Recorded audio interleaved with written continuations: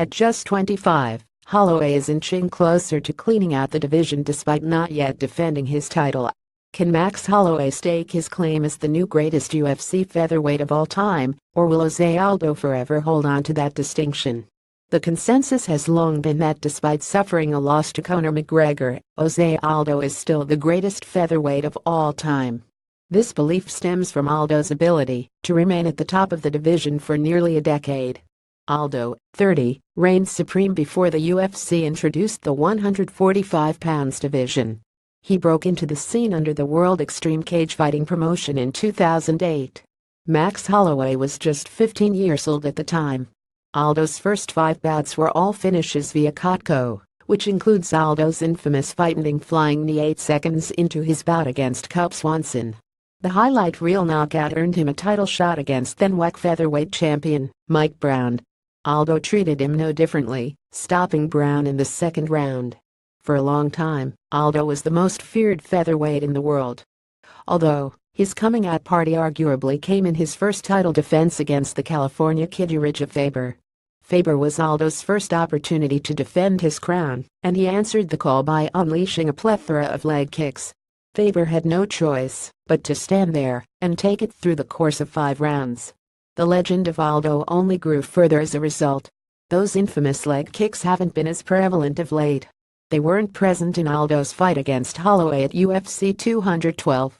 Aldo's head coach revealed a leg injury during the lead-up to the fight that prevented him from throwing the devastating kicks at Holloway's lead leg. The result was a beating at the hands of Holloway that led to a third-round TKO loss.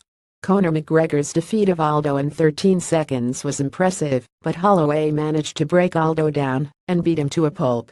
Aldo, unlike Holloway, was undefeated at the age of 25. Holloway has tasted defeat on 3 occasions. Cub Swanson handed Holloway his first pro loss in 2012 before the Hawaii native reached the legal drinking age. Dennis Bermudez secured a controversial split decision win against Holloway in 2013. Holloway's return later that year against Conor McGregor resulted in a unanimous decision loss against the current UFC lightweight champion. Holloway has since gone on an 11-fight win streak against the likes of Cub Swanson, Ricardo Lamas, Anthony Pettis, Charles Oliveira, and Jose Aldo. One of the few names left to conquer in the featherweight division is Frankie Edgar. The two are said to be matched up next according to Dana White. Edgar is one of the best pinned 4-pound fighters to compete, which makes Aldo's 2 wins over him that much more impressive. Some argue that, if Aldo was not around, Edgar would be a 2 division champion. Aldo's aura was a big part of his success. Holloway still has a way to go. Getting to the top is not easy, staying at the top is far more difficult. The problem Holloway could face is the lack of fresh opponents after Edgar. He holds wins over 3 of the current top 5 UFC featherweights. He also left no doubt in those 3 victories. While Holloway has stood firm on remaining put in the 145 pounds division, there might be enough incentive for him to move up to lightweight. Aldo received a lot of criticism for opting against moving up to the 155 pounds division on several occasions. The difference between Aldo and Holloway is that Aldo would be giving up a lot of size at lightweight.